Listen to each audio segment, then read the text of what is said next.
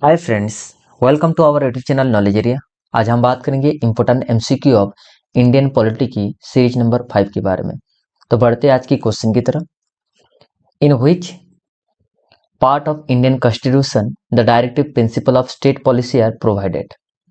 भारत संविधान की कौन से पार्ट में डीपीएसपी अर्थात directive principle of state policy, इसको शॉर्ट फॉर्म में डीपीएसपी कहा जाता है। ठीक है।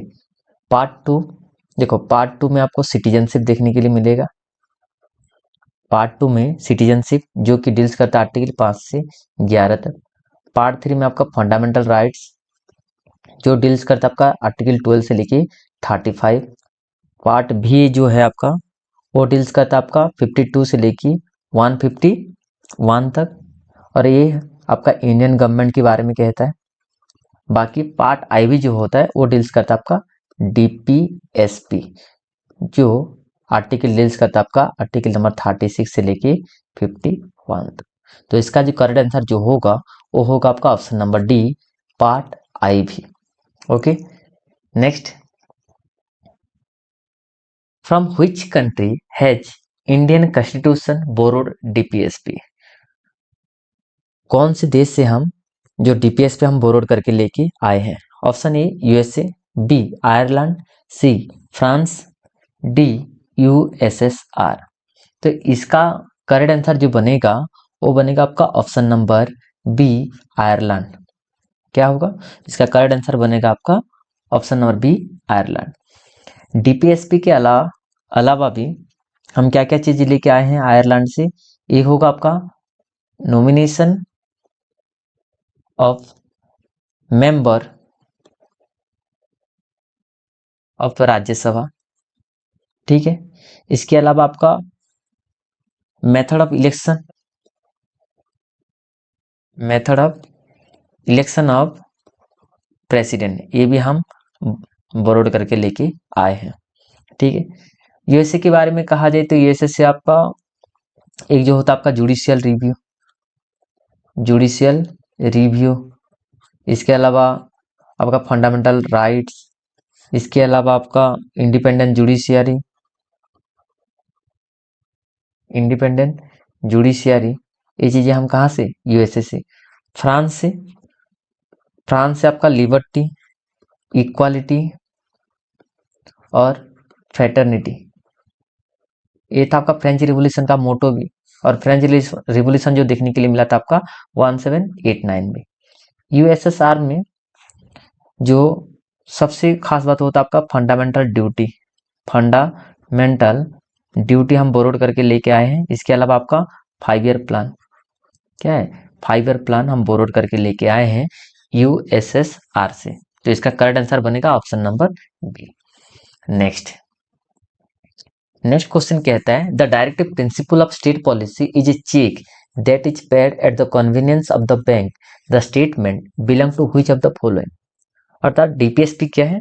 एक चेक की तरह है जिसका भुगतान बैंक की सुविधा के अनुसार किया जाता है। स्टेटमेंट किसके द्वारा दिया गया था? केटी साहा, जवाहरलाल नेहरू, एल एम सिंघवी या केसी गोयल।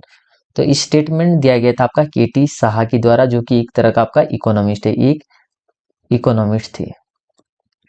और ये आपका मेंबर भी थे, कहाँ का? ये मेंबर भी थे आपका कॉन्स्टिट्यूएंट असेंबली का, कॉन्स्टिट्यूएंट असेंबली का मेंबर भी थे। और ज्यादातर ये एक तरह का आपका क्रिटिसाइजर है, अर्थात क्रिटिक क्यों है? किनका? डीपीएसपी का। ठीक है। जवाहरलाल नेहरू ये भारत का पहला फर्स्ट प्राइम मिनिस्टर भी है, और इनकी एक बुक बहुत बार पूछा जाता है, डिस्कवरी ऑफ इंडिया, जिसमें एक फ्रेज यूज किए थे, unity in diversity. Okay. L M Singhvi DPSP को लेके क्या कहे हैं? एल एम सिंघवी का कहना यह था कि ये डीपीएसपी क्या है आपका? Life giving provision of the constitution. एक कहा गया था आपका एल एम सिंघवी के द्वारा। केसी हुअर के द्वारा कहा गया कि डीपीएसपी क्या है? एक मैनिफेस्टो है। क्या है? Manifesto of AIIMS and aspiration. ये कहते किसके बारे में, टीपीएसपी को लेके। तो इसका करेक्ट आंसर क्या बनेगा, इसका करेक्ट आंसर जो बनेगा option number A. Next, equal pay for equal work has been ensured the Indian constitution as one of the. Equal pay for equal work ये कहाँ देखने के लिए मिलता है, फंडामेंटल राइट में, डीपीएसपी में, फंडामेंटल ड्यूटी में, या इकोनॉमिक राइट में। तो ये देखने के लिए मिलता है आपका डीपीएसपी में। कहाँ, डीपीएसपी में, जो डील्स करता है आपका आर्टिकल नंबर 36 से लेके 51 के बीच में।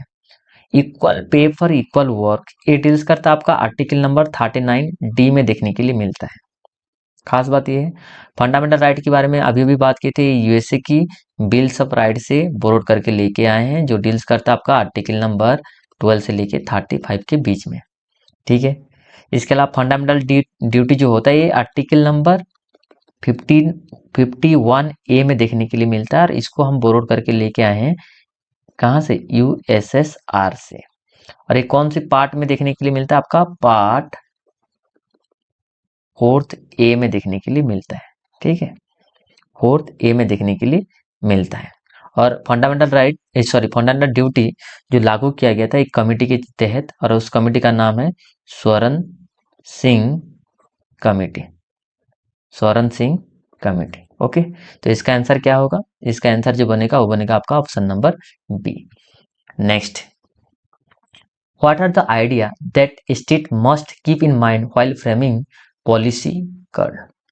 जब कोई देश कोई पॉलिसी बनाने के लिए सोचता होगा तो उसको कौन से ऐसे आइडिया को रखना चाहिए, कौन से ऐसे चीज होना चाहिए, कौन सी चीज को देख के वो पॉलिसी बनाए। तो एक रहेगा आपका फंडामेंटल राइट्स, बी रहेगा आपका डीपीएसपी, सी रहेगा आपका गांधीयन प्रिंसिपल, डी रहेगा आपका सोशलिज्म। तो इसका जो परफेक्ट जो आंसर बनेगा वो बनेगा आपका ऑप्शन नंबर बी, डीपीएसपी को देख के। क्यों कहा जा रहा है इसमें, क्योंकि डीपीएसपी के अंदर आपको 3 चीजें देखने के लिए मिलता है, गांधीयन प्रिंसिपल भी देखने के लिए मिलता है, गांधीयन प्रिंसिपल, इसके अलावा लिबरल, और एक होगा आपका सोशलिस्ट। ये 3 प्रिंसिपल देखने के लिए मिलता है डीपीएसपी के अंदर।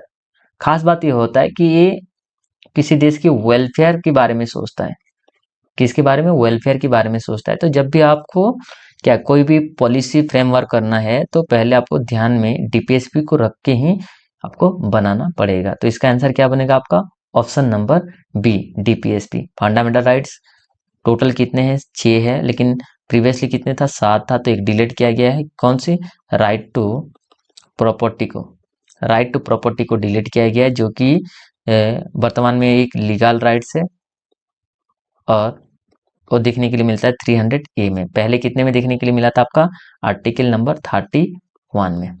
ठीक है, next, which article state about uniform civil code throughout the country. Option A article 43, B article 44, article 42, article 49। Uniform civil code जिसको हम यूसीसी के नाम से जानते हैं, ये डील्स करता है आपका आर्टिकल नंबर 44, जो कि ऑप्शन नंबर बी होगा करेक्ट 1। ठीक है, आर्टिकल 43 क्या कहता है, आर्टिकल 43 कहता है आपका promote cottage industry, cottage industry को बढ़ावा दिया जाए, इसके बारे में आपका आर्टिकल नंबर 43 कहता है। 42 किसके बारे में कहता है, 42 कहता है कि working condition of human being के बारे में कहता है, working condition of human being उसके बारे में कहता है आपका आर्टिकल नंबर 42। देन रहा आपका 49, ये कहता है कल्चरल हेरिटेज के बारे में, कल्चरल हेरिटेज जिसको प्रोटेक्ट किया जाए उसके बारे में आपको कहता है आर्टिकल नंबर 49। तो यूसीसी के बारे में कौन से आर्टिकल डील्स करता है, ये कहता है आपका article 44।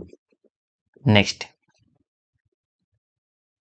Which of the following articles content the directive principle of state policy. पहले क्वेश्चन से हम उसके बारे में बात करते जा रहे हैं कि डीपीएसपी जो है वो कौन सी आर्टिकल के तहत कंटेंट देखने के लिए मिलता है। ये देखने के लिए मिलता है आपका आर्टिकल नंबर 36 से 51 के बीच में, 36 से लेके 51 के बीच में। और डीपीएसपी को हम बोरोड करके लेके आए हैं कहाँ से, आयरलैंड से। ठीक है, आर्टिकल 12 से 35 ये देखने के लिए मिलता है आपका फंडामेंटल राइट्स। आर्टिकल 32 होता है फंडामेंटल का राइट, फंडामेंटल राइट की एक राइट्स है जिसको कहा जाता है आपका कॉन्स्टिट्यूशनल रेमेडी।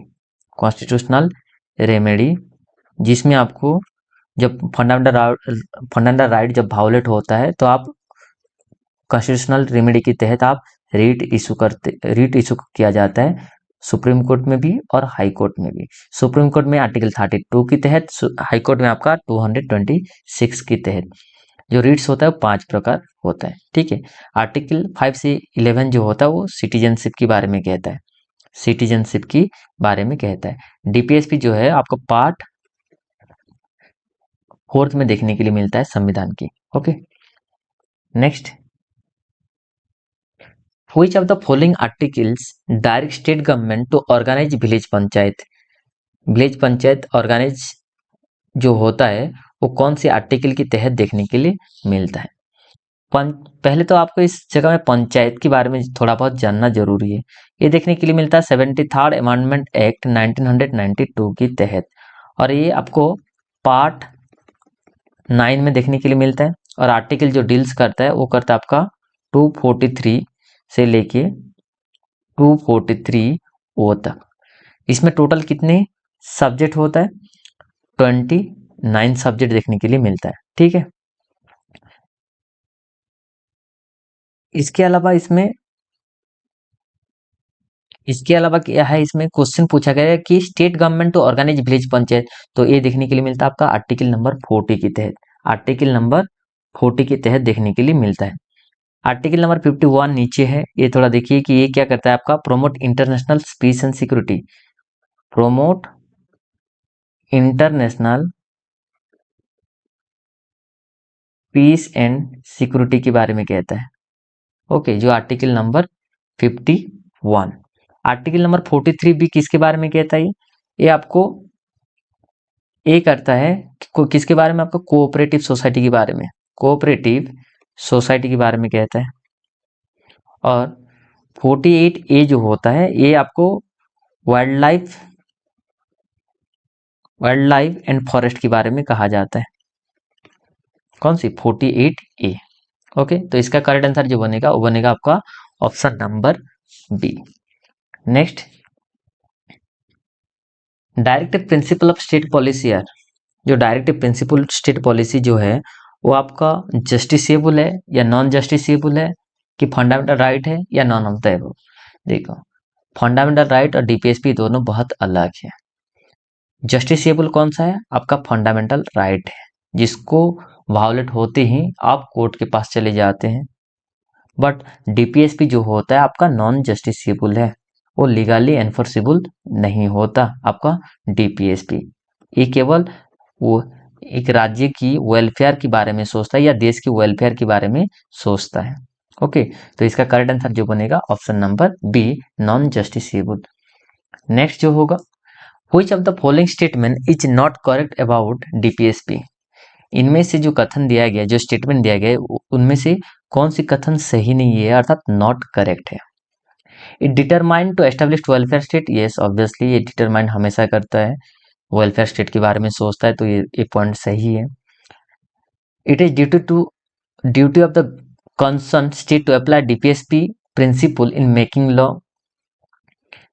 ये तो है ही नहीं, ये कंसर्न कभी भी नहीं करता लॉ के तहत, तो ये लीगली एनफोर्सेबल तो है ही नहीं, तो ये जो ऑप्शन जो बनेगा वो गलत होगा। तो ये जो ऑप्शन है तो गलत है, तो ये बनेगा आपका इसी क्वेश्चन का राइट। बाकी और भी देखते हैं। Principle has been taken from the constitution of Ireland, obviously इसको कहाँ से लेके आए हैं हम, आयरलैंड से। The principle are not binding on the state, किसी भी राज्य को बाइंडिंग नहीं है, तो ये भी ठीक है। तो इसका करेक्ट आंसर क्या बनेगा, ऑप्शन बी होगा करेक्ट वन। वीडियो पसंद आई तो प्लीज लाइक एंड शेयर जरूर करें। Thanks for watching.